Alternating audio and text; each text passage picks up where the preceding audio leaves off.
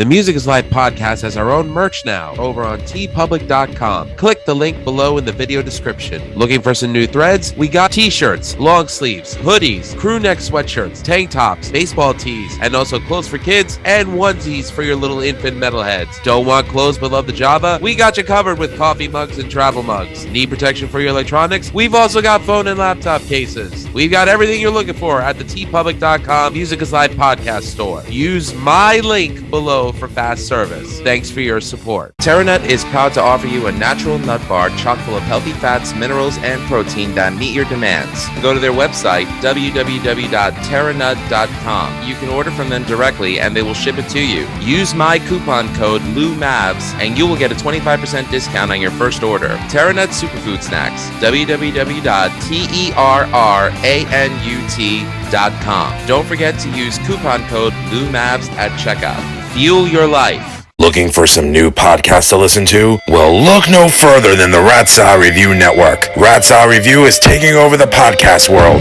with plenty of shows to choose from within their network of entertaining programming, including the flagship show Rat's Eye Review with Wayne Noon, Greg Noggle, and Lou Mavs, as well as occasional co-hosts Manny Mejias and James Lilquist. We also have the official Rat's Eye Review spin-offs, such as Album vs. Album, Screams from the Grave, where we discuss beloved yet forgotten hard rock and metal albums of the past, and a King Diamond podcast called This Broadcast Belongs to Them. We've also got Old Man Metal's Musings, The Right Opinion with Harrison Bergeron, Beyond Bushido, a podcast dedicated to pro wrestling and MMA with James Lilquist and Eric Adams. No relation to the guy from Manowar or the mayor of New York City. The Vieira Vault with Ralph Vieira. Schmack-a-magob! Schmack-a-magob to you too, Ralph. The Timo Tolkki podcast featuring Stradivarius and Avalon founding member Timo Tolkki. The BS Sessions with Mark and Jerry. Just the Cheese Please, a podcast dedicated to cheesy films of the 1980s with Tara J. and Adam. The Friday Night Party with the great Harry Barnett and Evie. And the Music is Life podcast with Lou Mavs. The Rat's Eye Review Network is your go-to one-stop shop for the best podcasts out there today. Go to ratseyeReview.com for more info and to find out where you can find, follow, subscribe, and comment on YouTube, Facebook, Instagram, TikTok, Twitter, and all streaming platforms. The Rat's Eye Review Network. We're taking over.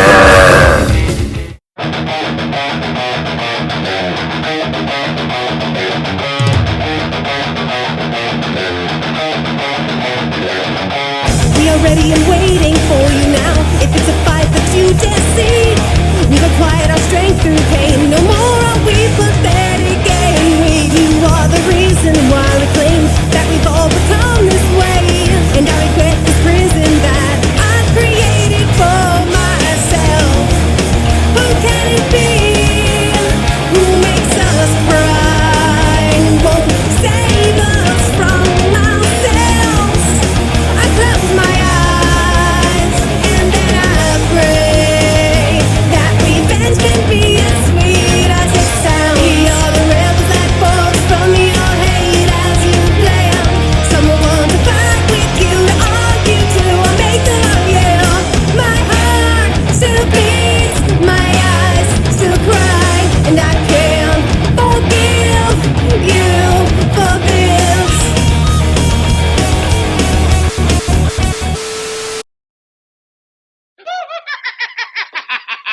Wait till they get a load of me.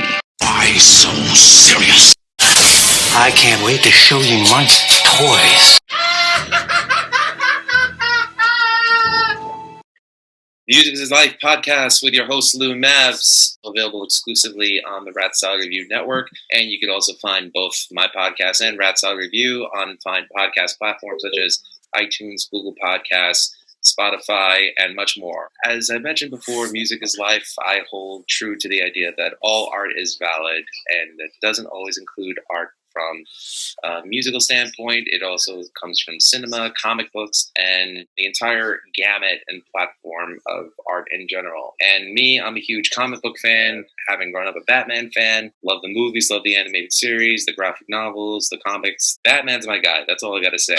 He has no superpower. He's just a rich kid with issues, as he so put it himself on an episode of Justice League. I'm a rich kid with issues. Lots of issues. But still, every great hero needs a great villain. And as everyone knows, the one villain most associated with Batman is the Joker. And in the past 31 years, there have been many actors to have portrayed this villain. And right now, I'm happy to say I have a roundtable discussion with two very dear friends of mine, Mr. Wayne Noon, the proprietor of the Rat's Eye Review Network. Wayne, how you doing? I'm doing great. How are you? Doing all right, thank you. And also, I have a great professional wrestler from the East Coast, New York born and bred. You can catch him on the Hacker Hammond Network, where you can hear him on the Conspiracy Horsemen. You can also hear him on the New Force Order, which is a Star Wars-based podcast. He is the current Ronin Heavyweight Wrestling Champion, the current ICW Heavyweight Wrestling Champion, and the Dynasty Tag Team Wrestling Champion, and also has been a champion in the following promotions: New York Wrestling Connection, NWA Cyberspace, NWA Shockwave, Jersey Championship Wrestling, Jersey All Pro Wrestling, USA Pro Wrestling, East Coast Wrestling Association, and many other fine independent pro wrestling organizations throughout the world, and a purveyor of fine Greek foods, being that his lineage is from the same island as mine, which is Niceros, a fellow cinephile and comic book aficionado. He is the Greek god Demetrius Papadon. Dimitri, thank you for coming on the show. Thank you for having me. That's one hell of an intro. I mean, I thought you were going to, if you were going to go through all my accolades, let's say this show is going to be very, very, very, very long. The Conspiracy Horseman podcast is a free thought, always questioning the narrative, if you want to use a terminology, conspiracy theory podcast, hosted by 4 professional wrestlers. We don't talk about wrestling. I mean, we'll take our pot shots at the business because we've earned it. We're all in it, which is myself, Bin Hamin, Stevie Richards, and Big Sal Graziano. I am currently the Ronin Heavyweight Champion, the Alpha Championship Wrestling Heavyweight Champion. And when you said ICW, let's clarify because there's so many ICWs out there. Not ICW New York, correct? No, not ICW New York. Not yet, anyway. The Immortal Championship Wrestling Heavyweight Champion. Basically, Thanos collected Infinity Stones. I'm collecting heavyweight championships. So maybe a TNT championship, maybe in my dear future. We never know. I like that analogy. Thank you. Comparing it to Thanos. That's pretty awesome. But Dimitri, all in all, thank you for being on my show today. Really do appreciate it. And Wayne, always good to see you, my friend. Yes, good to see you too. I didn't know. Do you actually know GGP? Yes, we are very closely bonded. We just found out. Really? You know, I've spoken to Lou before in the past, and unfortunately, 21 years of pro wrestling, CTE kicks in. You know, I tend to forget things left and right. So when he started mentioning Greece, and then he mentioned his connections and who he knows and how he knows them, and then my connections to the same family, we are 1 degree of separation knowing each other. Well, we have spoken many times in the past. Yes, his godfather, God rest his soul, Teddy, his daughter is my mom's goddaughter. Holy shit, wow. So it's possible Dimitri and I ran into each other all these years, not knowing where each of us went, but now we're here. I just didn't want to break kayfabe and say, like, you know. Well, I didn't want to put your business out there. I can care less. I mean, kayfabe's dead, but... I know, but I respect the art form of pro wrestling. Oh, thank you. But even pro wrestling aside, personal life, you know, I don't know if you wanted your business out there, so that's why I left it very vague in general, you know what I mean? It's fine with me. But listen, just because I put Dimitri over doesn't mean I'm biased, because even if I didn't know him, I would still be very proud of him for all of his accolades, because he earned all thank of you. them. Thank you. I appreciate that, bro. No problem. Very cool. Are those all CDs behind you, bro? Yes. God bless you. That's awesome. Yeah. Been a long time collecting. Oh, hey, I still buy Blu-rays. So do I. I still buy DVDs. So and on the occasion, VHS. It really has to be a good one. Well, I think the only VHS I have, to be honest with you, I have an old copy of Star Wars and Empire Strikes Back from when I was a kid. Yeah, the originals, yeah. An Indiana Jones and Temple of Doom from when I was a kid. Mm. And then a bunch of wrestling tapes that Jack Sabbath gave me for free. And I mean, like, a whole bin of VHS tapes, stuff that you won't see on the network, and you know, NWA, Mid-South, Puerto Rico, like real old cool stuff. And I'm looking to convert all of that to DVD just so I can save some space, though. Yeah, that's cool. Awesome. I still have a lot of my Japanese videos on VHS. I still have the 1995 King of the Death match. You know, it's funny, like, my father was a pro wrestling fan growing up, and he always told me his favorite wrestlers were Bruno Sammartino, Dusty Rhodes and Terry Funk. And he had a special place in his heart for Ivan Putski, Polish Power. Those are his guys growing up. And he actually told me that he learned to speak English watching pro wrestling. Wow. Did he use the word gimmick and kayfabe and brother much in the house? Surprisingly not. It's funny that Greeks, how much they love MMA and professional wrestling. I don't know if it's because we invented it or what, but we take a lot of pride in watching fighting arts. And I'm pretty surprised, and I've brought this up to their attention many times, to companies on national TV, that they don't have a Greek wrestler on their roster. You know? I mean, it's just a story that writes itself, but I digress. Well, I mean, it's funny because, like, I think of the two wrestlers that made it onto the platform, such as WWE and WCW. The one guy in WWE is probably Spiro Sarion, and the one in WCW was Evan. I hated the fact that they Courageous. Evan Courageous. It's got a yes, for God's sakes, give me a break. I met him. You know who was half Greek? Believe it or not, I did a show with him, and we were talking. Actually, is when we filmed the movie The Wrestler. He was one of the guys, and then he just bounced. Jim Powers. Oh. No half way. Greek, half Italian. Yeah. Would have never guessed. Yeah. Who's the wrestler that got you into wrestling? Me? Yeah. Oh man! Since I was young, I liked. Obviously, growing up in New York, I was a Hulkamaniac when I was really young. Mm-hmm. But I was a huge mark for Jim Crockett Promotions, NWA. They used to be here in New York on Channel 11. At the time, it was WPIX. Saturday mornings, 11 o'clock. Yeah, exactly. And I would watch it. I used to love Legion of Doom. Love them. And Dusty Rhodes and all them. But the match that made me want to be a wrestler was Sting versus Flair. And it was a TV match on that program on the WPIX. It wasn't their Clash of the Champions match. It wasn't their Bash the Beach match. It was just a regular TV match they had. And I just fell in love. And then Sting won the TV title against Mike Rotundo in under 10 minutes, and allegedly $15,000 in a bag. And I went up to my mother and I said, I want to be a pro wrestler when I grow older. She looked at me like the mother and the father from like Christmas Story. You know, you shoot your eye out, kid. Yeah. You know, and she's like, okay, go play with your toys. You know, I'm washing my dishes, you know, whatever she was doing, or making dinner like Greek moms always do. The funny thing is my father would have been happier if I became a professional wrestler instead of a musician. Well, listen, man, it's all the same thing. It's all entertainment. You know what I mean? Musician, actor, wrestler, porno star. It doesn't matter. It's all entertainment. Glad my wife didn't hear you say that. I agree with him because Sting was my favorite. Oh, I was a huge Sting mark. Huge. Loved Sting, hated Luger. My brother loved Luger. With the two moves of doom, give me a break. But funny we're talking about Sting, though, because at one point in TNA, he did develop a Joker persona. Oh, yeah. Good segue. Yes, absolutely. And that was great. I enjoyed it thoroughly. I got tired of Crow Sting. I wanted him to go back to Surfer Sting. Who didn't? I love this the Surfer Sting. I mean, he was wild. He was crazy. He was more unpredictable than the Crow Sting after a while because, you know, you knew what to expect with him. Come down from the rafters or, you know, stare at you with a baseball bat.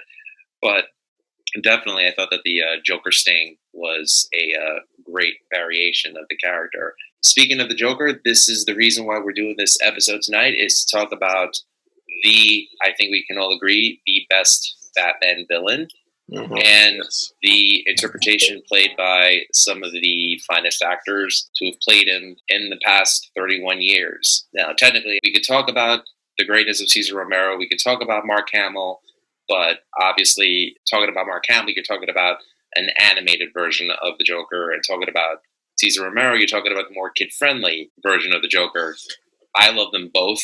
Having watched clips of the Arkham games and seeing how Mark Hamill brought his A game up for those games to a point where he said, I can't do it anymore. The only way I'll come back is if they do the Killing Joke, and they brought the Killing Joke to get him out of retirement.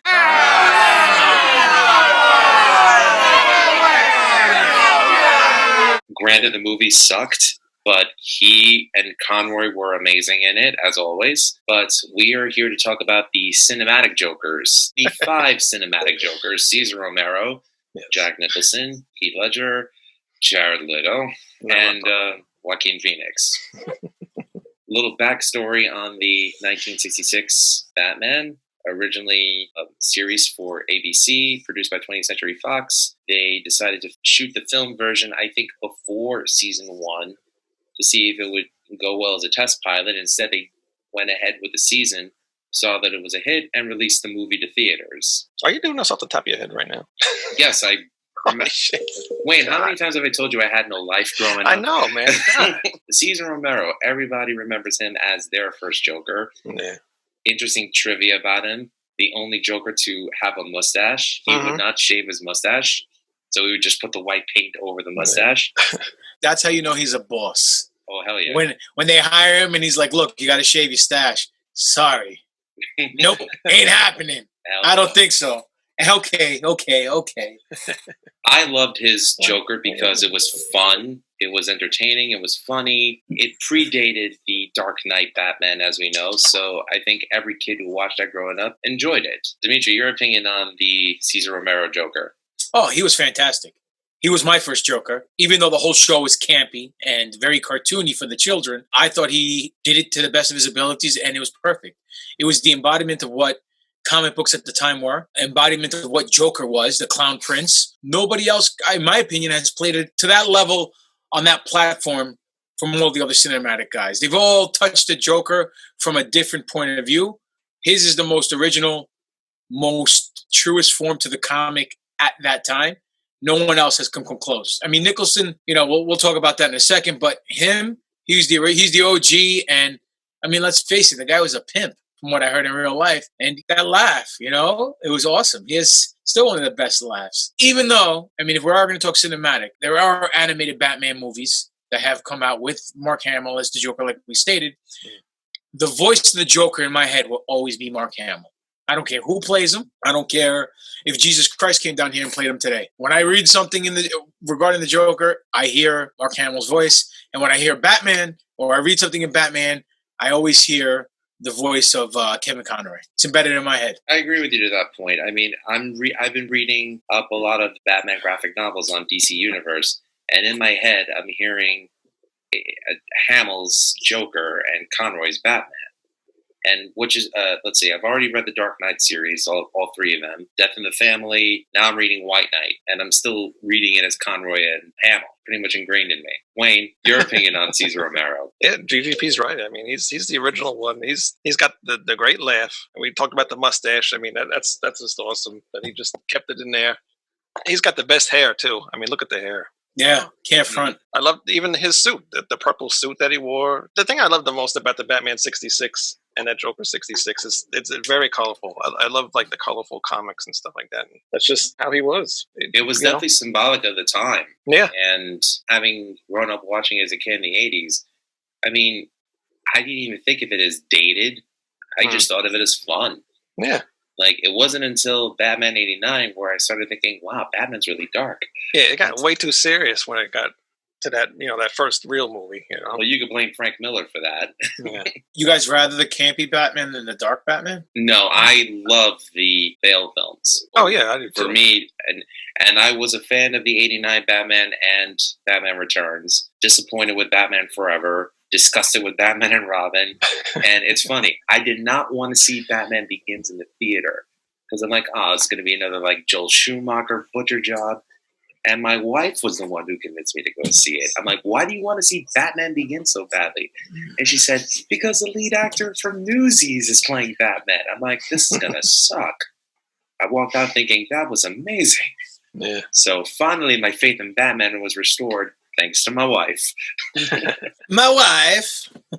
My wife. She's number one prostitute. No, I'm kidding, Aaron, I'm kidding. Anyways. Batman 66 ruined it for me because after when Michael Keaton took over Batman and Jack Nicholson did Joker in that, the first movie, I was expecting to see the colorful Batman and all that stuff. And then when it was all the dark stuff, I mean, it was a good movie. I mean, we were just watching it the other night, my wife, and she loves that freaking movie. I'm just like, it's okay, but wow. It's just too dark. I don't know. I'm not used to the dark Batman. I'm used to the colorful Batman. Hey, but after, each their own. Yeah, but after like when Christian Bale took it over, then I really got into it because I didn't see the Batman Returns. I mean, I just wasn't into it. $1 million question: greatest Batman of all time. I'm gonna have to do Adam West. Okay, I'd have to go Bale. I'm picking Affleck. Really? He was good. He surprised me a lot in that movie. He was amazing.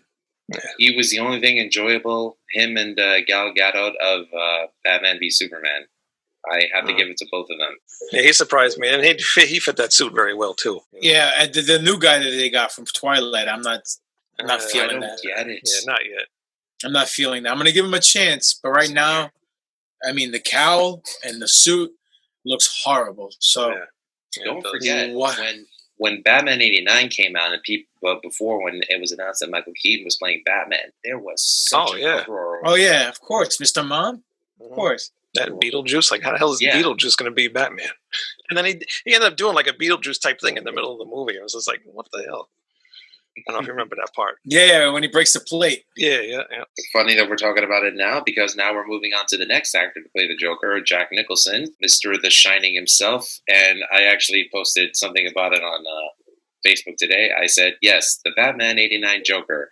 Jack Nicholson as Jack Nicholson playing Jack Nicholson. Yeah, pretty much. But I thought it was a great interpretation of the character. You could definitely tell that they lifted parts from certain stories, certain elements of the character from The Dark Knight Returns and The Killing Joke. At the same time, though, Nicholson gave it his own twist by, just being himself. But to witness the evolution of the character and then borrowing from The Killing Joke for this worked really well. And at the time, you didn't have that many comic book films that had came out. You had the 4 Superman films, you had Supergirl, and you had this. Other than that, I really don't think there were any other comic book movies that came out prior to it. '89 set the standard, I think, for comic book films to come out after that.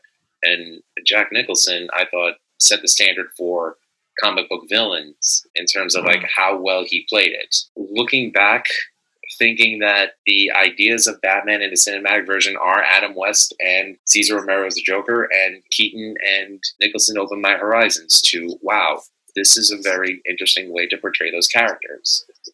Agreed. Couple things. Like you said, Nicholson played Nicholson, but I think Nicholson accentuated to a certain degree what was left on the table from Romero, but altered it to the point where, like you said, he put a Dark Knight spin and a Killing Joke spin on it. He played the gangster Joker, the one that was in the mob, the Jack Napier, right? Where we have, just to skip a little bit in front, we have Heath Ledger playing the anarchist. And then we had Jared Leto playing the psycho, right? The psychotic one. And then we had Joaquin Phoenix playing the mentally ill one, So each one hit a different aspect of the character, a different layer, if you will. But in my opinion, Jack Nicholson's is very true to the original Joker, just like Cesar Romero's. I wouldn't say it was an imitation, but I would say it was an extension and an addition of it, because you add your Nicholson flavor into it. But then he also portrayed that gangster side of the Joker, which we didn't see in the '66 Batman, because he was more of the clown prince. Right. He was, you know what I'm saying? Yeah. And to be honest with you, when he was casted, I was a little annoyed. I'm like, wait a minute, Jack Nicholson, he's old, he's a big guy. Joker's skinny, he's frail. What's going on?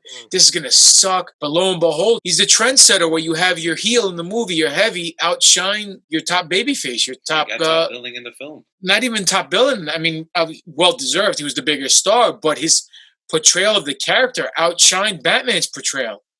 Just like Heath Ledger's, in my opinion, outshined Christian Bale's, and then Joaquin Phoenix obviously did what he did and won an Oscar doing his portrayal of Joker.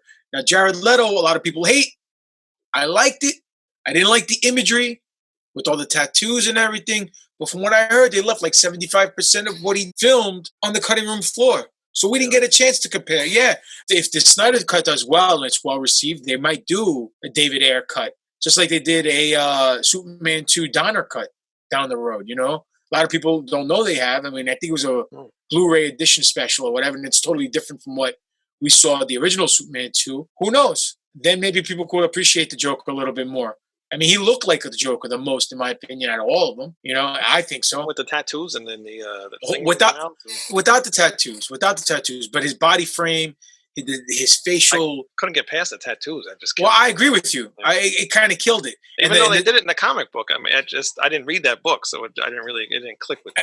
And the silver teeth, from what I understand, is a backstory Maybe it's a flashback scene they showed, they edited out, about Batman knocked all his teeth out with a punch.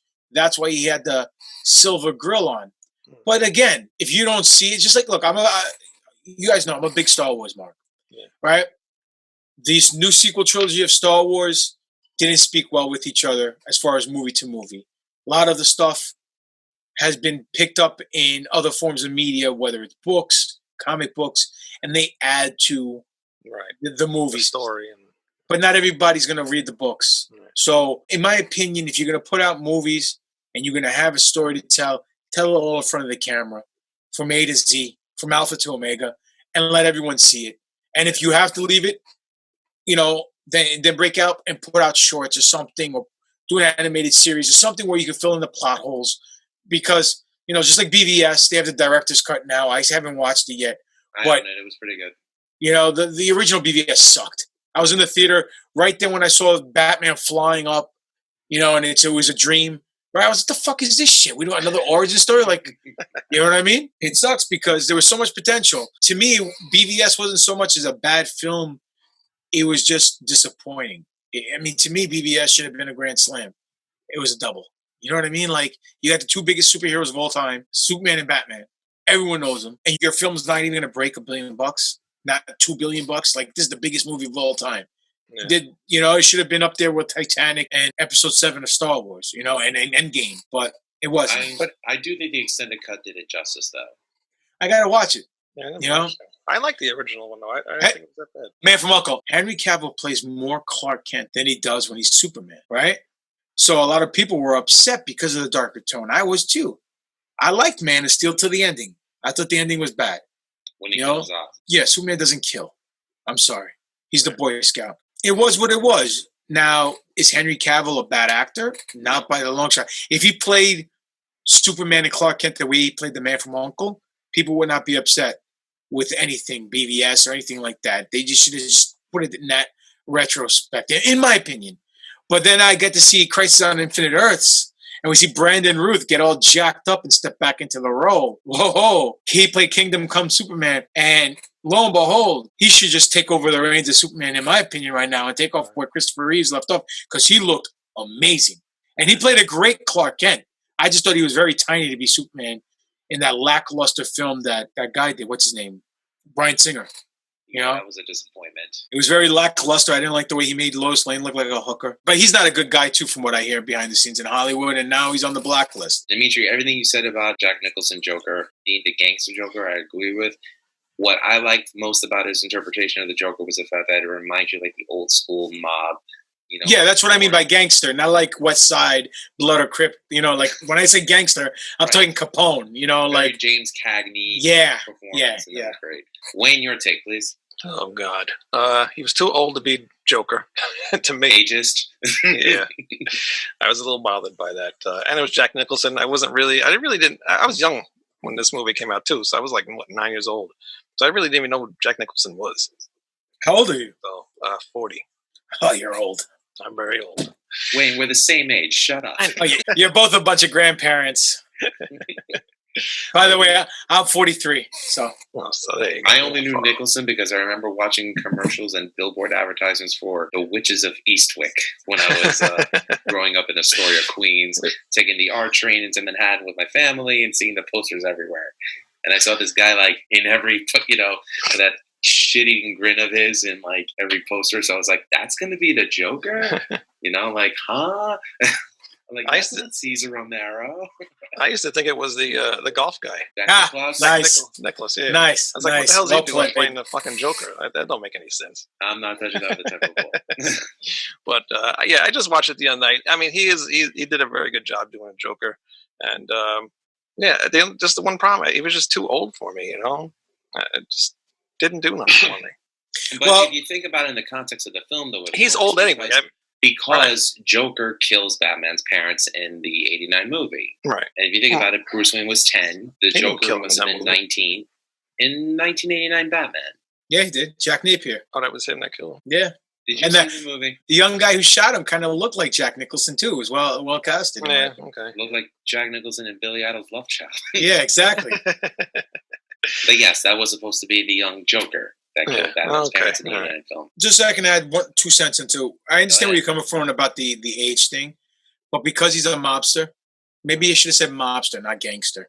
Because he was a mobster, I know what you're talking about. But you know the simpletons listen to the show; they might not know what I'm talking about. Yeah. Hey, see, you got 7 more viewers than the NFL, so you guys are doing well. This is true. In the mob life, the mob bosses and the captains are usually older in age because they got to pay their dues. They're seasoned, grizzled veterans. So it only makes sense that if he was in the mob, he couldn't be this hotshot fucking young, upstart, because then he'd just be a soldier in the mob, not a captain or allegedly the boss's right-hand man when you're my number one, and like he says in the film. So it kind of fits the motif, but I agree with you. I mean, we're used to seeing slim, trim, anorexic-looking clown prince. Just Joker here. This little Joker with the exactly, thin chin and skinny body. Yeah, and to see Jack Nicholson, like a little chubby guy, and anybody looks young playing next to Jack Palance. Well, look. I mean, when we think of Batman and we think of Joker, I think of 2 people. I mean, now 3 people after Jim Lee has did an incredible job with Batman. I think of Frank Miller. Well, first and foremost, Neil Adams. Neil Adams, to me, when I see a drawing of Batman, that's my Batman. You know what I'm saying? And that's my Joker. And like you said, skinny Joker, long chin, every Neil Adams. So that's the Joker I'm used to seeing, not the old puffy, old man who needs a stunt double to do his falls. Right. So, but he, in my opinion, don't get me wrong, I'm not downplaying Jack Nicholson at all. I thought good job. Did a fantastic job. Yeah. I just wish they would have picked somebody else. But I mean, who else really could they have picked at the time? Funny thing is, Jack Nicholson said in an interview that he wasn't going to play the role unless Tim Burton hired his friend Tracy Walter to be in the film, and Tracy Walter played Bob. Oh, I was gonna say. The Joker's right-hand man who he shoots right before the end of the film. Another little known fact that we brought up on the NFL last week. Was it Harvey Bullock? Was that the name of the guy? The crooked police guy that Joker shot? No, that was Eckhart. Eckhart, yes. Bullock was the one in the cartoon, sorry. Mm-hmm. Eckhart, that's Porkins from Star Wars. Yes, it is. Oh. I've got a problem here. Eject! I can hold it. Pull up! No, I'm all right. The one thing I hated about that Batman movie was the Prince music. What? I hate Prince. Electric Chair is one of my favorite. Oh, dude, I love that, dude. I loved it. It was just too corny. Prince music. It was 89, bro. I think it added to the mystique of the film. I liked it. To quote what they used to say back in the day in Warner Brothers, we got to sell Happy Meals. What are you gonna do? Yeah, I know. But anyways, fast forward 19 years later is the next live action interpretation of the Joker. There was only one other version of the Joker in animated form that went to theaters, and that was Mark Hamill's in Mask of the Phantasm. And again, as Dimitri and I said, for most of us that grew up with the cartoon, the voice of Hamill is the voice of the Joker. Mm-hmm. But we're here to talk about the live action. Never even seen that movie. The only one I did see with that Hamill did was the Killing Joke.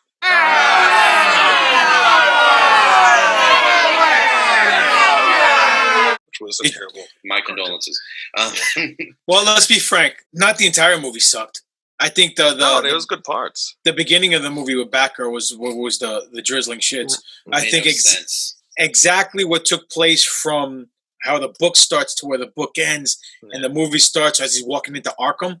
Right then and there, if that was the start of the movie would have been great. It would only be an hour long, but it would be great. Bruce Timm said it himself that the reason why he put that 33 version of Batgirl story before the Killing Joke officially starts is because he wanted to make Batgirl more of a tragic character. Meanwhile, it's like you completely downplayed her as some kind of sex-crazed maniac in the film, which I thought was completely unfair to the character of Batgirl, Barbara Gordon. Totally. I think the greatest Joker line in that film is, if I'm going to have a past, I want to make it multiple choice. I think it would have been better if they had either delved more into the backstory of the Joker or given him that multiple choice background. That would have been a better film, in my opinion. Agreed. And the ending sucked too. It just like ended or something, didn't it? I don't know.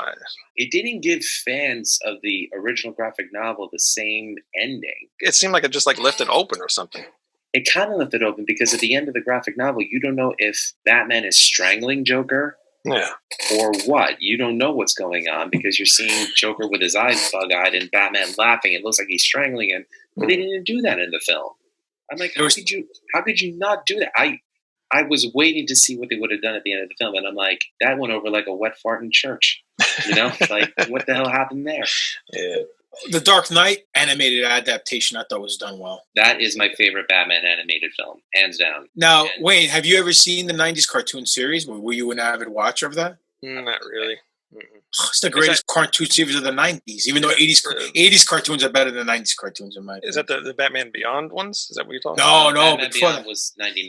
The only other cartoons I ever saw of Batman was when they went on Scooby-Doo. Those are good. I got that on Blu-ray. I'm upstairs for my kids. Yeah. Well, 37 of them. Those are my favorite because they're drawn really cool, like the comics, and the colors are just like the comics. I like those. Our mutual friend George Carlino was a big fan of the Scooby-Doo Batman stuff. It's my cousin, bro. Love him. Great guy.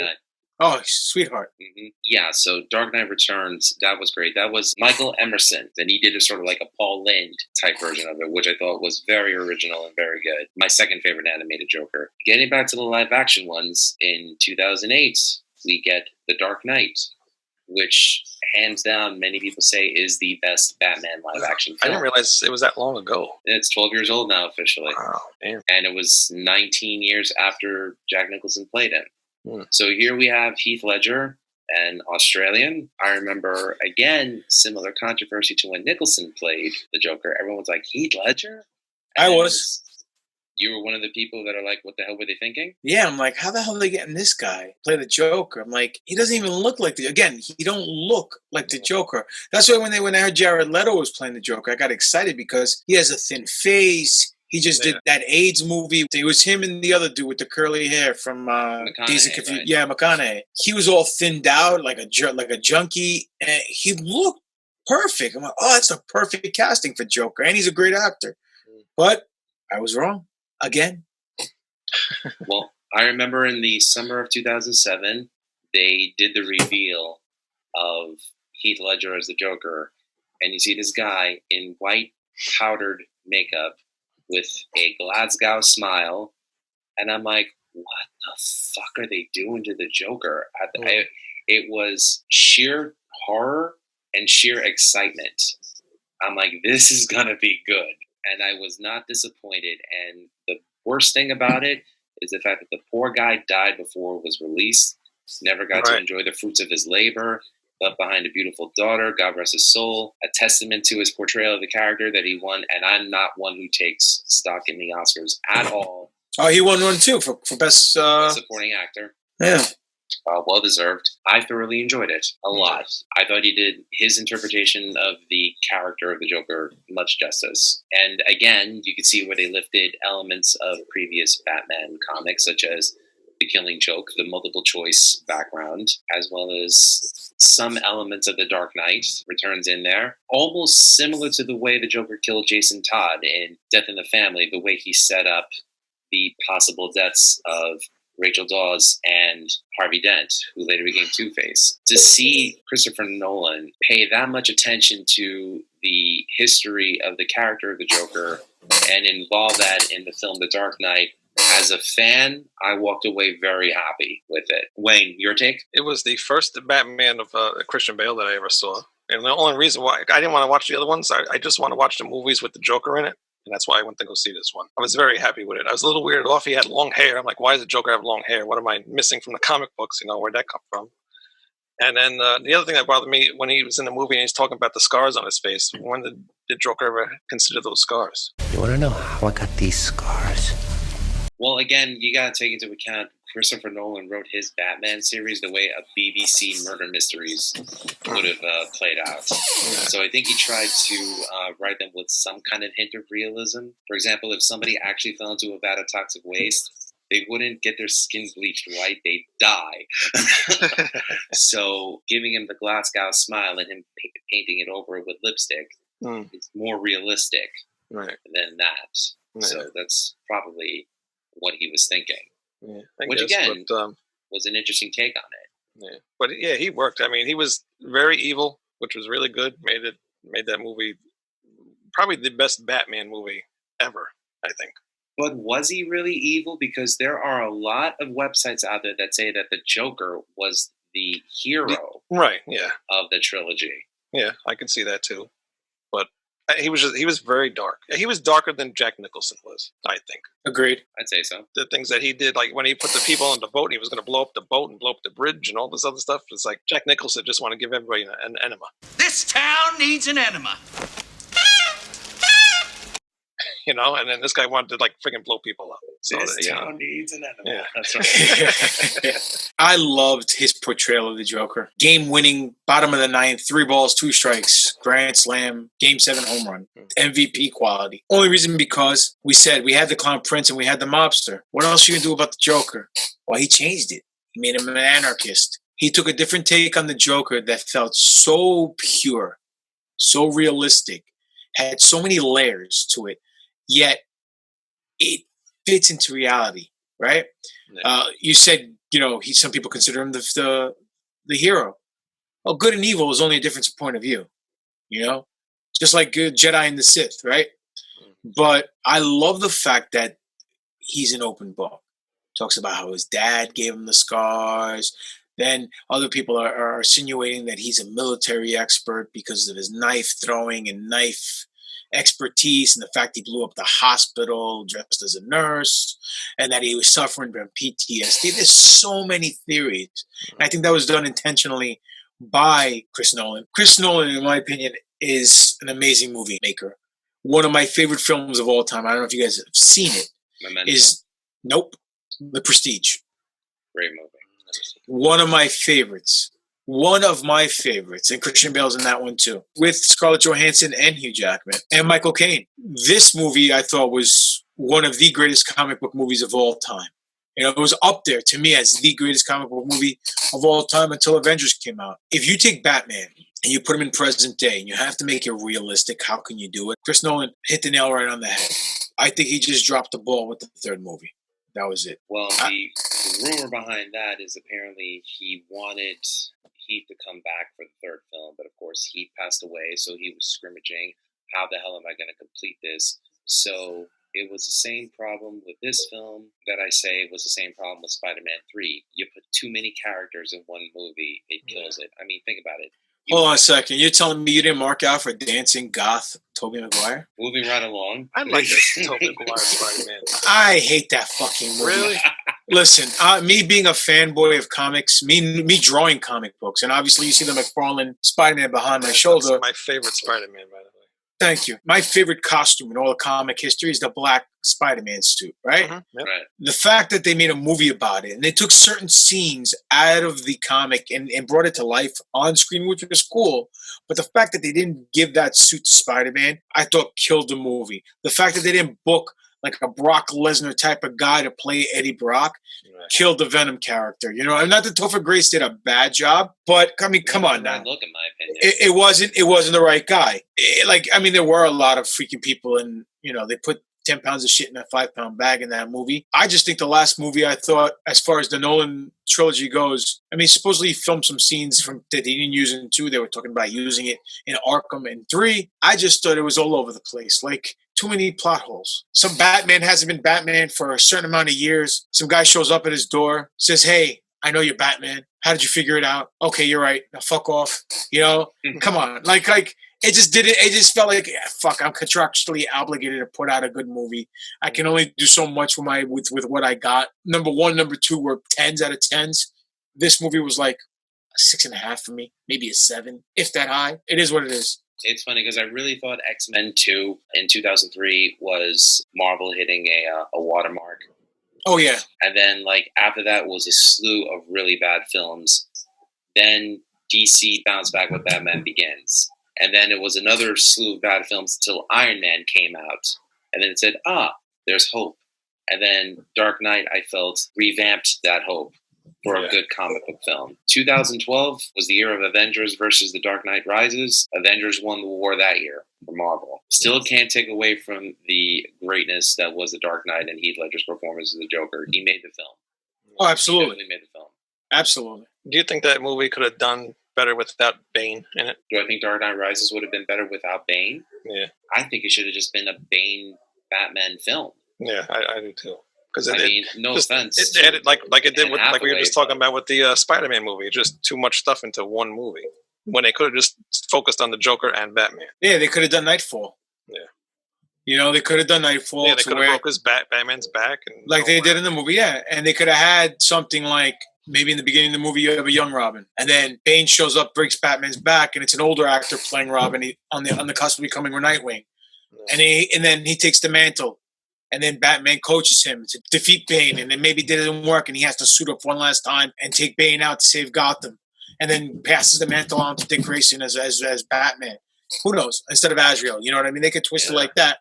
So who knows? But they didn't. So whatever. Yeah, it's easy to play armchair quarterback, and I'm guilty of that as well. Of saying that like Nolan could have done such a better job, but the truth is, I think he was really depending on having Heath Ledger in that third film.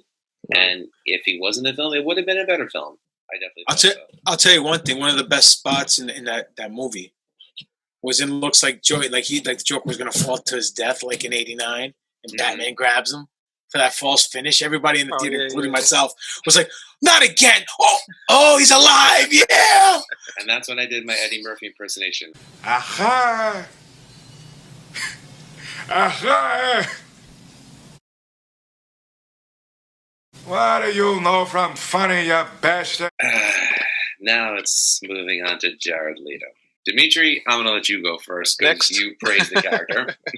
Look, Jared Leto had the look. He had the look minus the tattoos and the silver teeth, right? The tattoos looked okay, but I would have seen Joker henchmen who worked for him rock those tattoos rather than Joker. I understand what they were trying to do, try to make him a little new age. There are even theories that it was really Jason Todd being the Joker. That's why he had the J and the damage tattooed on his head. Those never came to fruition. Who knows? My opinion, he did play the psychopath well. I just think that we can't compare apples and oranges. We have a whole film with Nicholson. We have a whole TV series with Romero.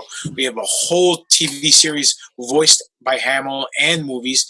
And we have a whole movie done remarkably well on a different take by Heath Ledger. And then we get this guy in cameo appearances sporadically throughout the movie as the Joker, to where 70-80% of what he shot was left on the cutting room floor. So we're comparing to maybe, 20 minutes of film time? I was going to say, how long was he possibly in that movie? 25 minutes. Yeah, tops, not even. You can't compare. It's hard to judge how good of a new Joker he could have been because he barely was in the movie. Yeah, exactly. And to me, it was a slap in the face, if you ask me, when they casted Joaquin Phoenix to play the Joker. Not a slap in the face to the fans, but to Jared Leto, because he didn't get a chance to get his movie in and live through the echelons of history as great actors to take over that character. So he's always looked at as the black sheep or the black stain of everybody on that list. Not saying Joaquin Phoenix did a bad job. Though Joaquin Phoenix did a great job. As far as Jared Leto did, he's the most accurate looking Joker minus the tattoos as far as height, body-wise and all that stuff. I kind of like the fact he was wearing a purple leather raincoat. And I kind of liked him in the tuxedo. When he was trying to save Harley Quinn. But again, there's not enough meat on the bone to make a good, valid analysis with this thing, in my opinion. Yeah, I'd like to see that extra added footage that they have, like that we were talking about earlier, if that ever comes out. Yeah, I definitely want to see it because it was, like we said, it was just not enough in there to judge how actually good he could have been. Absolutely, it was just too gangster for me. It was just weird. But if I saw more of it, maybe I would have got into it more. I called him emo gangster Joker on Facebook many years ago. Let me ask you this though: are either of you guys fans of the series Gotham? I was till the last episode, to the last season. Yeah, the last season. Okay. Did you like Cameron Monaghan's? Yes, absolutely. Yeah, awesome. That was one of the high spots and one of the best things out of all of it. The fact that he ended up playing two different characters. Mm-hmm. When you first thought it was a Joker, then they tricked you as a false finish. Then they brought him back as his twin. Spoiler alert, everybody. I just did not like the last episode. The last episode, they made Penguin and Riddler like Laurel and Hardy. You know what I mean? Like comic relief. They sped up to the future. It was stupid. They finished the guy who played the Penguin, I thought did a fantastic job. Yeah, and if you think about it physically, Cameron Monaghan does physically look like the Joker, the skinny, And he played him very well. It had a really good laugh too. I mean, he did. Oh yeah. You know, So I like the fact he cut his face off like the Scott Snyder, like he did in his run. Yeah. Stuff like that. Glad that we got to see that version of the Joker in some medium. That was impressive, and it was even more impressive the fact that they were even able to do it on a network television show. Yeah. I was hoping they would put him into a movie, but for some reason they just don't put the good actors that are on the TV shows into the movies. No, but they do put decent actors from the movies into the TV shows, like Brad and Ralph on in the Crisis on Two Earths. That was pretty cool. You know, and not for nothing, the Gotham thing. You know, no one thought it was going to work, but they made it work. You know, and I thought it was done well. The acting in it was done well for all the characters. The only character I wasn't really too cool on was the Fish Mooney. I thought was stupid. Yeah, Jada Pinkett Smith character, Fish Mooney. And I laugh every time I hear that name because I don't know how many Greek listeners you have out there, but the word Mooney in Greek means vagina. Good night, everybody. I mean, think about that. And when you're calling it Fish Mooney, you know, it's just like, come on, it has to be a Greek guy writing this up in the back, you know, ribbing everybody about it. I'll never watch it the same way now, Dimitri. I swear to Thank God. you. This, baby, the superior Greek brain. Genius. Fuck you, malaca! Now I'm thinking back to my old school ECW days when Francine would come out and we yell out, "I smell fish! I smell fish!" Oh, and the other thing I didn't like was the Barbara Gordon thing. Oh, you mean the wife of Jim? Well, Gordon. The wife of Jim Gordon. Yeah, because Barbara Keene was Barbara Keene, yeah. Right. Oh, yeah, I get it. Yeah, and then she left him. Yeah, left him and turned her into the psychopathic guy. But she wasn't Barbara Gordon. She was just Barbara Keene. This is true. They were only engaged. They were only engaged. I really liked his interpretation of the Joker. Monahan's, not Leto's. But I am willing to give the Ayer director cut a chance. If it comes out. Yeah, if it comes out.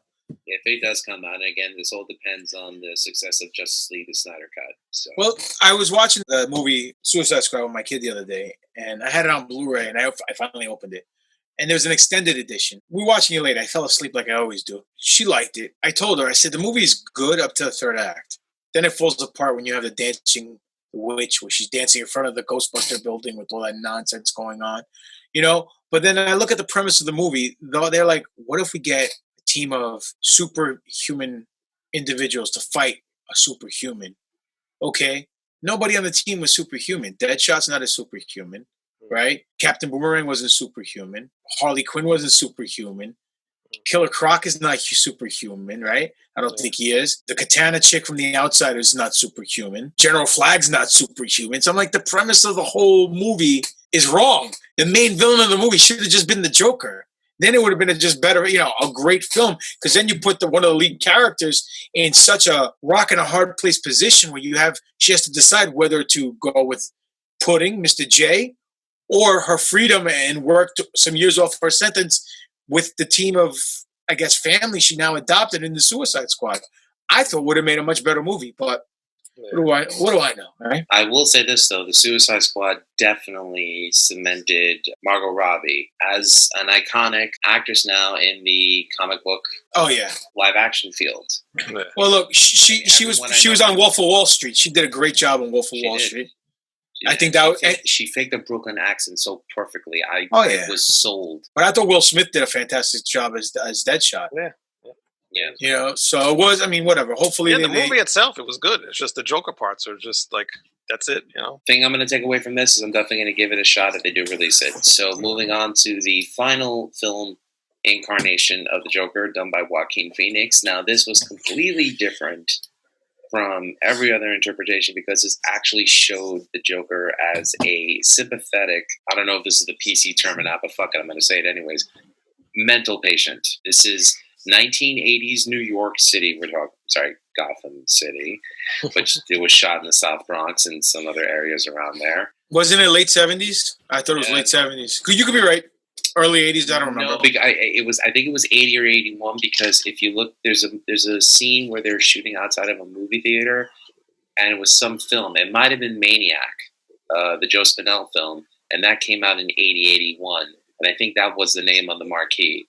Again, these are stupid things that I noticed in films. I can't help it. So at that time, New York City was still getting over the riots of '77. It was nowhere near the upswing that it would come to in the Giuliani era.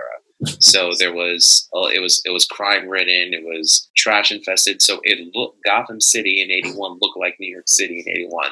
So there's that authenticity there. You're seeing Arthur Fleck's character go for his medicine from a social worker. Just the way that the setting was for the film made it feel more realistic than, I would say, Ledger's interpretation of the Joker, because he was a character who did have mental issues and was trying to fix them. And you see the struggles that he goes through on a daily basis till by the end of the film, he just snaps. Yeah. The funny thing is, this is the first time that I ever heard the Joker be referred to as an anti-hero, not as an agent of chaos, not as a villain, not as an anarchist, but as a sympathetic anti-hero. The biggest question that I'm asked is, whose version of the Joker do you like better, Ledger's or Phoenix? And the truth is, I don't think you could compare. It's the same characters, but it's completely different interpretations, and both work well for their films. Agreed.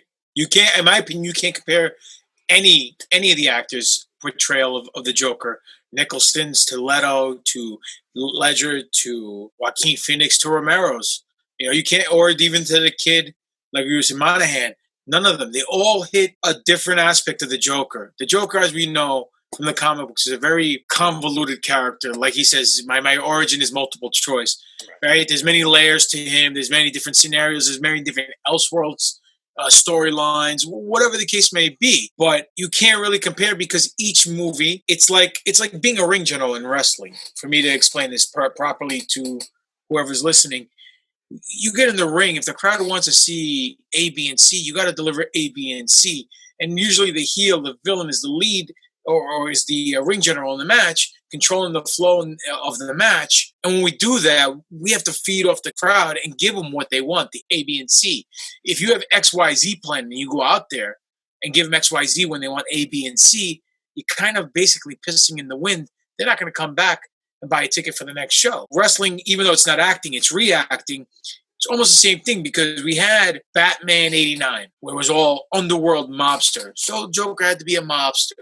We had Batman '66, campy cartoon clown prince. And then we had the realism of Heath Ledger's Joker being an anarchist, taking a different take on it, but it fit the mold. Each mold that the movie represents, in my opinion, and the surroundings that the movie presents, the Joker has to adapt to it. You know what I'm saying? So that's why each one is different. To me, I mean, if you don't mind me going first, the Joaquin Phoenix Joker was good. A little overhyped, in my opinion. The whole film was overhyped, in my opinion. It was a good film because, I'll tell you why. The movie isn't about the Joker. The movie loses itself within itself, and it becomes a movie about mental illness. Right. And even at the end, when he's sitting there laughing as he's talking to the lady, and she goes, "What's so funny?" I'm just thinking of a joke you wouldn't understand. You wouldn't get it. Now people are saying the whole movie was just him thinking about what happened. That was a joke he was talking about, and none of it happened. So who knows if that's a scenario? Who knows what we saw was what we saw? Because when we saw Domino, the chick from Deadpool, I forgot her name, plays Zazie Beetz, plays girlfriend, and then we find out that they never really together. Yeah, it's like, wait a minute, that's a seed in the pond they're dropping in the beginning that may lead to something that needs to pay off later on, and it never really paid off because we don't find out if we killed her or her kid. And then later on, the only thing that happens is he's sitting there. He doesn't have his white makeup on, right? His hair isn't green anymore. He's sitting in a mental asylum. So the whole thing could have just been a crazy dream or a thought process or a joke he's telling himself because he's crazy. So it kind of loses himself. His portrayal of a mentally ill patient who put clown makeup on and called himself the Joker was fantastic. He played it great, but you could have called the freaking movie Scuba Steve, or you could have called the movie Nacho fucking Libre, and it still would have been as good because it wasn't really about the Joker. It was just about a mentally ill individual who happened to wear clown makeup. You know what I'm saying? So, Interesting take. It's a different take, but at the same time, it loses itself. It's not a comic book movie. It's a movie about mental illness, in my opinion, and it's a great movie. It's a good movie, but it's not Joker. It's like if you want to go eat vanilla ice cream you're going to go get vanilla ice cream. But if there's honey in it, chocolate in it, strawberry in it, Not vanilla ice cream. it's not vanilla ice cream. It's just ice cream. You know what I mean? It's just like if you want to go see a wrestling match and you go there and they're doing thumb wrestling and sumo wrestling in the ring or Greco-Roman wrestling, it's not pro wrestling. You know? It just, whatever it The is. same thing about deathmatch wrestling. You just ruined my all-time favorite movie. No, I'm not. Look, that's just my opinion. Look, I liked it. I liked the movie. Everyone was saying like it was the second coming of Jesus. Like it was so disturbed. It's not disturbed. It was. You ever see Faces of Death, bro? That's disturbed. No, I didn't want to watch that. Okay. I know about those. No. Wayne and I had a discussion about the movie Cannibal Holocaust, and he was Hannibal like, Holocaust. What? Yes, Hannibal Holocaust. And he asked me, "What the fuck on God's green earth would make you watch it?" And I told him, "Sheer intrigue." You know. Well, put it this way: you ever just see two dogs having sex on the side of the road? I've seen my dog hump his pillow bed. No, but I'm just saying, like, you walk by the first time, holy shit! So that's what two dogs having sex looks like. You walk by the third, fifth time, it's already watered down in your mind. So watching this film again, second, third, 10th time, it gets watered down. The appeal, in my opinion, gets watered down because you went in there expecting to see a Joker film. You got there, and at the end of the film, if you really pay attention, it's more about mental illness than it is the Joker. Joaquin Phoenix could have been anybody in that film. All he was a psychotic killer with clown makeup on. We've seen that in It. You know what I'm saying? Yeah. But instead of it being a demon, it was a mentally ill patient. The movie was good for what it was, as a standalone Elseworld film to try to give some, in my opinion, some credibility and a different layer to the Joker. Yeah, but it's not my Joker. You know, it's not the Joker that I'm used to. I'm glad you said Elseworlds because a lot of people who consider themselves fans of the character of the Joker but have never read the comics, they don't understand what Elseworlds is. And basically, it's the DC multiverse. Us being fans of comic books, like, we understand that. But people who aren't, you have to understand that we're not guys who just picked up comic books yesterday after having watched Dark Knight or Batman Begins or whatever and say, we're fans. Like, we grew up fans of the comics first. It's you knuckleheads that go to Comic-Con and cosplay that are ruining it for everybody else. And you don't even know what the hell you're talking about when you say that you're a fan. Get what you fucking deserve! Now, Wayne, is this in fact your favorite film? Yeah, I think so. And when I saw this in the movie theater, I was just like blown away of just how good it was. Listen, I was blown away too, but I was blown away for different reasons. I thought it was a good film. I wasn't blown away because Yeah, the great storyline. Great storyline, but I wasn't blown away because it was a good Joker film. You know what I'm saying? That the character could have just been John Smith and put on a clown.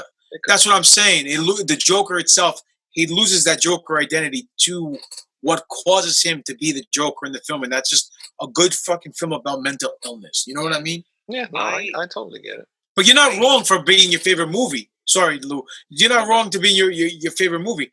I'm not one of these guys that gets on a soapbox and says what I think is right, what you think is wrong. No, if you don't agree with me, we can't be friends. Not at all. Like, my favorite Star Wars film is the original 1980 version of Empire Strikes Back. But I could say that having seen the original trilogy, the prequels, and the sequels, the sequel trilogy, having seen all of them, I could say Empire is my favorite film. So to me, it is the best film, but I'm speaking strictly for myself. I'm not speaking for anybody else. The reason why I love the Joker film so much is that it reminded me of three of my favorite movies, all kind of rolled into one. The one I mentioned before, which was Maniac with Joe Spinell, directed by William Lustig, a 1980 slasher film. It reminded me of that, mixed with Taxi Driver, mixed with another Scorsese film called The King of Comedy. In that film, it's De Niro playing the Joker role. In this case, De Niro and the Joker is playing the Jerry Lewis role, where he's the talk show host. And you want to talk about a film about mental illness, I can't think of a better film than The King of Comedy, other than the Joker. So you combine the three of them, and then, like you said, Dimitri, you put a guy in white clown face, and you have a very good standalone Elseworlds Joker film. In my opinion, it was a combination of those three films. I never seen that Taxi Driver. I really got to see it. because everybody compares it to Joker. I got to see it. Well, you got to think about it like this: the grittiness of Taxi Driver. Again, it's 1975, 1976 New York, right before the riots broke out, right when New York was in the midst of Times Square pornographic, like hooker on every street, show world taking up the entire 8th Avenue city. The good old days. Street. The good old days, exactly. Just kidding. So,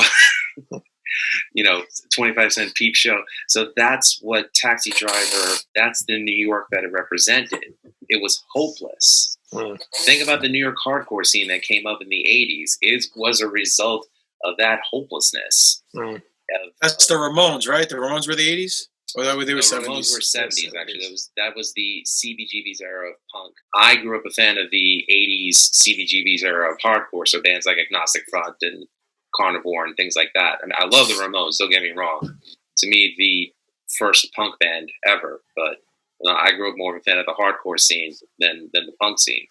If you combine that and you combine the tragic characters in the film King of Comedy mixed with the gritty serial killer realness of Maniac, that's what I was thinking as I was watching this film. My wife, to her credit, said, what do you want to do for your birthday? And I said, I want to go see the Joker film. So my in-laws watched my daughter. We went to the movies before COVID. We got to enjoy it, and we were both like, the scene where he shoots Robert De Niro in the film. She was like, why didn't you warn me that was going to happen? I said, I didn't know that was going to happen. I could not see that coming. Come on. I didn't, but the build-up to that was perfect. It was. And that's why I think that movie was just so awesome. And if you think about it, is not an exact lift, but you could tell that The Dark Knight Returns, the scene where Joker goes with Dr. Wolper on the David Endocrine show and kills everyone on that, it's similar to that. Again, I think Todd Phillips lifted from that scene in that graphic novel for this film. But that was probably the only time in the entire film where I thought anything was lifted from a previous Joker story. Agreed. Well said. Also, the other parts I like in that movie when the midget comes in with the other. I don't even know what the other guy's name was. Listen, the other guy's a good actor. He's the lawyer from Billions.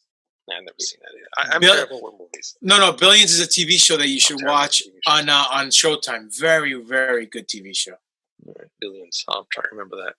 But when he let the midget go. Or he wasn't going to go, and then he shoots that guy. Nice. Dad didn't expect that, Gary? Yeah. You were the only one that was ever nice to me.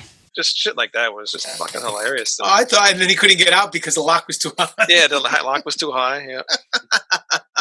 There's just so many funny things. And I like the mental illness thing because, I got some family members that deal with mental illness. And so it was a little bit, realistic for me, or, a real topic, for a lot of people. It was just cool to see somebody actually. I mean, it's sad to see somebody snap to that point where they, do what they do. But it was just very interesting. One bad day. Yeah, I was just about to say that. Listen, that could be any one of us. All you need is one bad day. That's it. One bad day, and just like that Kirk Douglas movie. No, is it Michael Douglas? Kirk Douglas Falling Down? Oh, my. Yeah. Oh, yeah. I seen that one.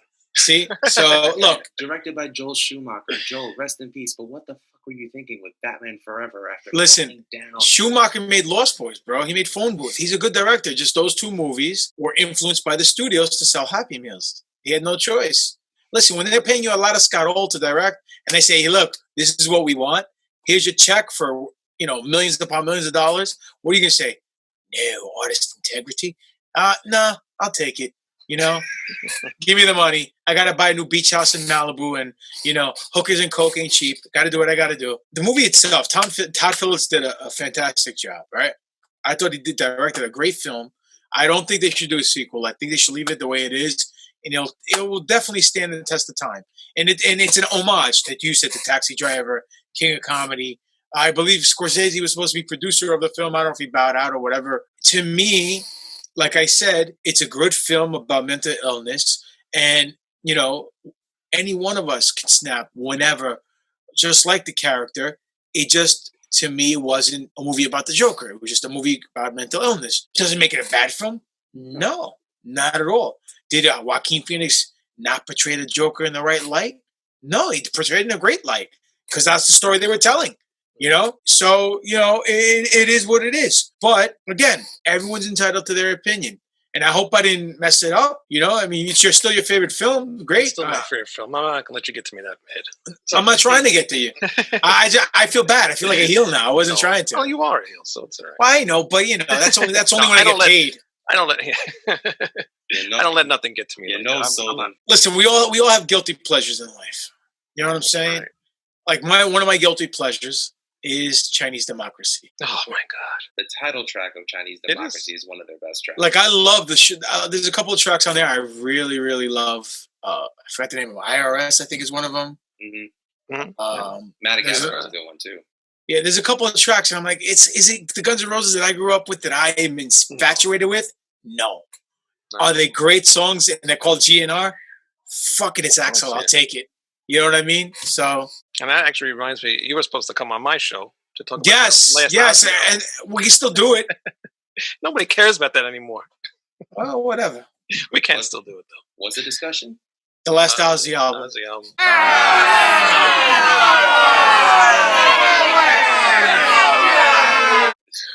You didn't like it? What? I hated it. Get out of here, guy. Bro, crazy. Dude, listen, you got to understand. Randy Rhoads is my hero. Randy Rhoads is the reason why, of all the guitar players out there, he's the reason, more than Tony Iommi and more than Eddie Van Halen, why I picked up a guitar. He created the two best albums, in my opinion, with Ozzy. The stuff that Ozzy did with Jakey Lee was great. The stuff that he did with Zakk Wylde, there was some good in there. I'll take Jake over Zakk Wylde any day, but I'll take Randy over all of it. Now, I'm not expecting Ozzy to create anything comparable to what he did in 1980 and 1981, but I just didn't enjoy it. After 4 songs, I was like, I can't. The only song I actually liked on there was the one that he did with, what the hell's that rapper? I just had it in my head and I lost it. Post Malone. Post Malone, he had it there. That was a good song. Looking guy. That was the only song I liked on that. Well, listen, man. And don't get me wrong, I love hip hop. I mean, in the 90s, I grew up a friggin' fan of Dr. Dre and Onyx. So I do love hip hop. Actually, I saw Onyx live. I've never been to a concert ever in my life. When did you see Onyx? I saw him live on Bell Boulevard in a teen club. I forgot the name of the teen club on Bell Boulevard that they had, but Onyx was performing there. Me and my friends and I all went there. And my dad was like, God rest his soul. My dad's like, look, you need to be out of the club by a certain time. And then we'll bring you guys home. Well, that certain time came and went. Onyx didn't go on yet. Then they go on. And they're playing. I'm like, guys, we got to bounce. My dad's outside. He's going to kick my ass. And then they're like, no, man, Onyx is on. So they did their set. And then I turn around and I see my dad in the club. And if you don't know Greek dads, straight from Greece, this guy looked at me. This guy looked at me. He bit his fist like this. He was like this, and I walked up to him, and I just worked on the fly. I'm like, look, that security reasons. They wouldn't let us out because the band was playing. They didn't want anyone coming in and out with the band's playing for security reasons. Get in the car. Lo and behold, I didn't get in trouble. Great walk and talk, work on the fly scenario. I'm still impressed to this day. I came up with that bullshit excuse. But I'm a huge hip hop guy. Huge hip hop. 80s and 90s hip hop all the way. Huge heavy hair metal band, heavy metal, same here. I mean, I love all genre of music. So to me, I mean, I love the Ozzy album. I'm a big Ozzy guy. But Ozzy, like you said, Ozzy's like 795 years old. He's like the Yoda of heavy metal. He's not going to... Doctor Who. Yeah. Regenerating. He's not going to be the same guy in the 80s. You know what I'm saying? He's going with gummy multivitamin bats now as opposed to real bats. So it's going to be different because he has to adapt to his time.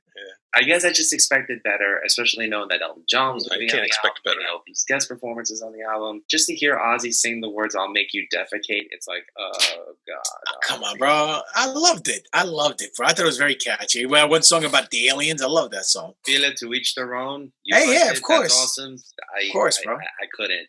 Look, but my don't begrudge anybody their taste at all. Oh no, not at all, bro. My younger brother's into death metal and all this other stuff, and he plays songs when he's picking me up from shows at the airport or whatever, and they'll be like, "Whoa!" And I have a good friend of mine, Jerry Lynn, not to name drop, he's into death metal too, and you hear him talking in the car, he's like, "Oh!" The nicest guy in the world, Jerry Lynn, and he's avid mark for death metal, and all this stuff, and it's like, you wouldn't expect, you wouldn't expect it, so, to each their own. funny story about Jerry Lynn. So my friend Eric Adams, Wayne, who, as you know, hosts Beyond Bushido on the Rat Salad Review Network, he asked me if I could make him a mixtape of death and black metal.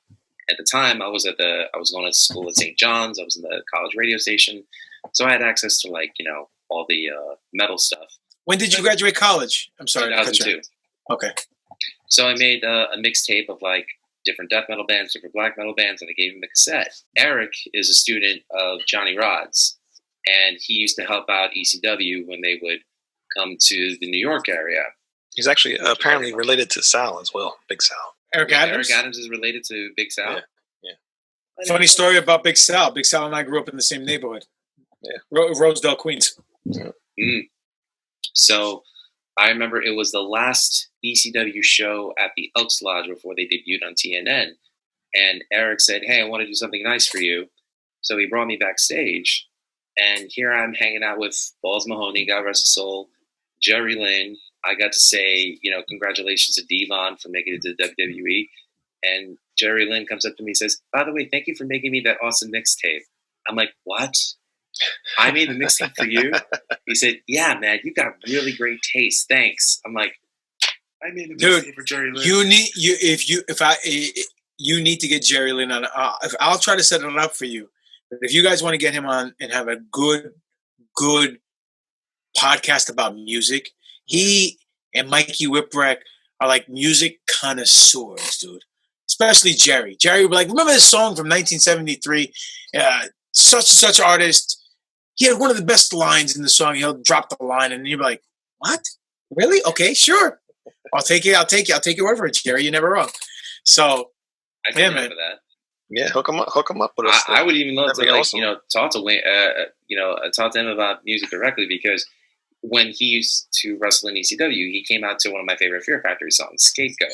Yeah. Every time that came on, I popped, like Road Warrior popped. Nice. So I was a huge Jerry Lynn mark, and still am to this day. That guy's, oh my God, one of the best, criminally underrated, in my opinion, like yourself, Dimitri. One thing I forgot to mention about Dimitri, the best unsigned talent. Well, no, you got to say the greatest unsigned talent. That's the tagline. Because if greatest unsigned, because talent. if I say best unsigned talent today, then I'm just an ass. I'm a butt. Doesn't BUTT doesn't really flow too well. Got it. I know I'm Greek. Look at this. I know I'm Greek, but we're staying away from that stereotype. Yes, we don't comply with that. No. That was the Romans. But anyways, any closing thoughts, gentlemen? Wayne, you first. Well, who was everybody's favorite Joker? I mean, what did we get out of this? Again, we're talking live action. Yeah. What we just discussed. Why are we going to add anything else in here? Heath Ledger did it for me. Heath Ledger. GGP. I'm going to say Heath. For me to make an analogy, to me, Mr. Perfect Kurt Hennig is the greatest Intercontinental Champion of all time. Macho Man, second best by an eyelash. Okay? So for the Joker, Heath Ledger right now, because the wind's blowing a certain direction, is the greatest Joker today for me, with Jack Nicholson and eyelash behind. I'm going to go Heath. I'm going to go Heath too. Even though the Joker movie with Joaquin Phoenix is my favorite, Heath just did it. Heath made me get back into Batman again. See, the cool thing about Heath, and the one thing I love the most, is you're watching it and you don't see Heath. You see the Joker. You see the Joker, yeah. Watching Al Pacino do Scarface, you don't see Al Pacino. You see Tony Montana. Mm-hmm. Even though he didn't get nominated, the movie bombed in the box office. And a lot of people don't know it's a remake of Al Capone Scarface from the 50s, right? It's true, yes. Yeah, I know my movie things, guy. Don't worry, you're not the only nerd in this group. When you get a character like Johnny Depp, who's allegedly rumored to be the next Joker in the Batman, Johnny Depp, you watch him as Jack Sparrow, you lose. You don't watch Johnny Depp anymore. You watch Jack Sparrow. You know, there's certain times where you watch a certain character and they morph into that character, and your disbelief goes out the window. You forget you're seeing the actor and you're just looking at the character.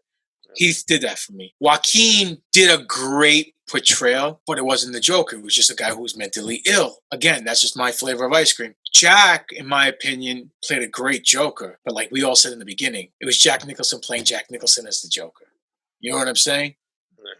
Jared Leto, there's not enough meat on the bone. And Romero's always going to be the OG. But again, comparing PG to like rated R, PG-13 quality, it's kind of hard to compare because he wasn't blowing up people dressing as nurses and stabbing people. He was just going, woo, or whatever the hell he was doing. So that's my take. One thing to add to what he said about Johnny Depp, he loses himself in every character he plays. Yeah. He is not Johnny Depp playing Johnny Depp in anything. I mean, Edward Scissorhands, I'll always love him as Edward Scissorhands. Not a fan? No, they're not a fan. It's just, it's kind of hard not to lose yourself in that character when you're covered in scissors and makeup and all that, all that stuff. I did love him in Black Mass. You guys seen Black Mass? I did not see that. Oh my God, he got snubbed. He should have been nominated for an Oscar. He played Whitey Bulger, a gangster from Boston. Fantastic film. Him and the other dude, he played Obi-Wan Kenobi at the end of McGregor? No. I'm not Obi-Wan Kenobi. I'm sorry. Uncle Lars, at the end of episode 3 in the trilogy, when they're handing off baby Luke. I forgot his name. Joel Edgerton. Joel Edgerton plays the cop in that movie. Both of them, fantastic, great movie.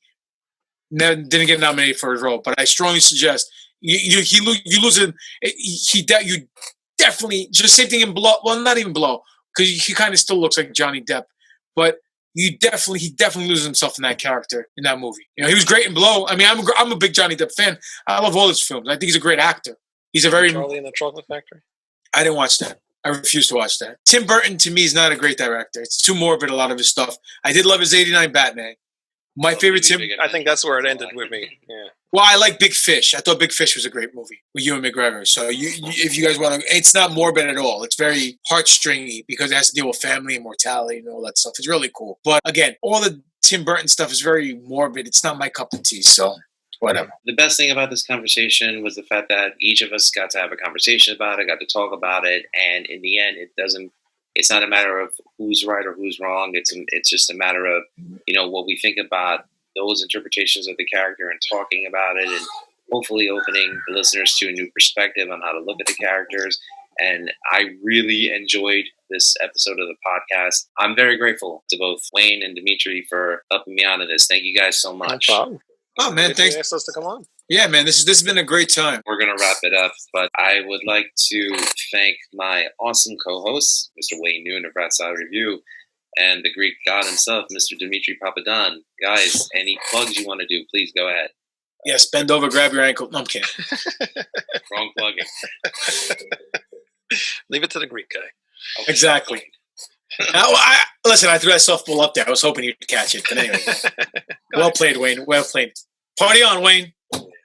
RatSaladReview.com. Find us on YouTube, Rat Salad Review. Find us on iTunes. Just look up Rat Salad Review on Google, whatever. You'll find us on there. We're also on Facebook, Twitter, and Instagram. And Lou's on our network, too. Proudly. Still waiting for the checks, Wayne. You're never going to see that. I know. Mr. Dimitri, please. Sure. Any plugs? And all right. Where can people buy your merch? I'll lay it all out right now. Well, it's going to be a show within a show, so bear with me. Bear for a while. Another hour of talking.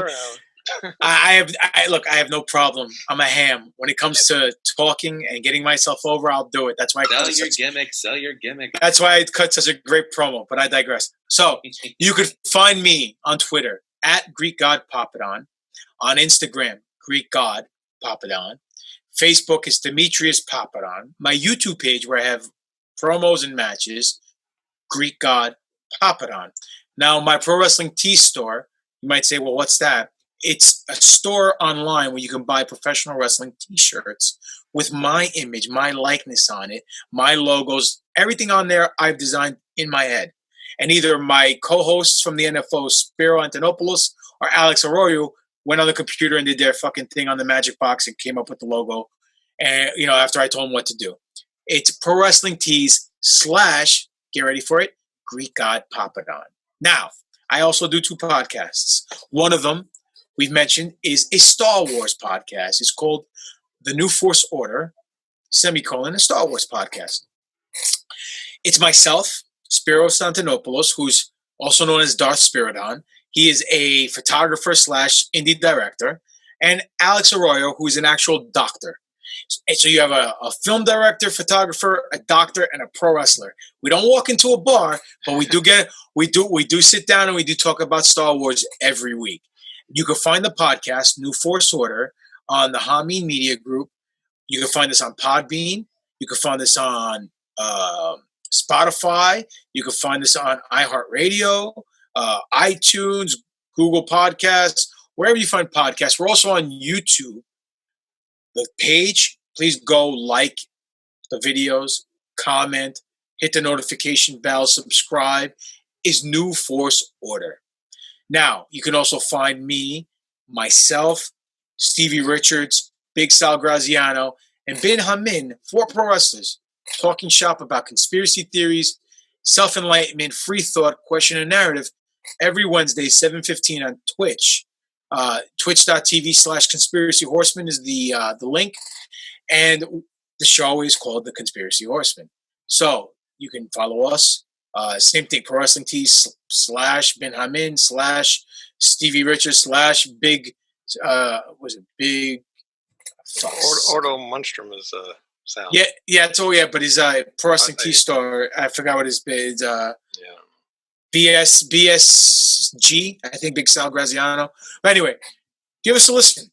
Like the way we kind of deep dove into this and the way we spoke tonight with each other, not arguing, but having open discussion, friendly, civil discussion is what we do on the Horseman.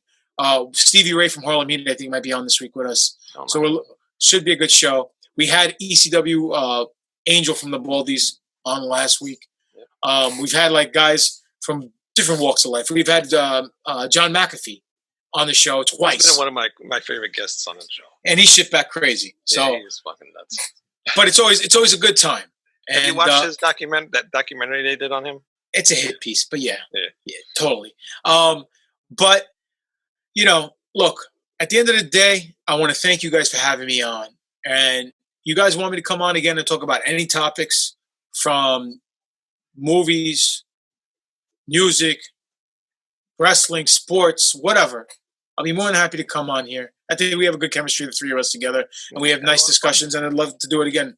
So thank you for having me. I really enjoyed this, Dimitri. Thank you, Wayne. Really appreciated having both of you guys on. Had a great time. Thank you.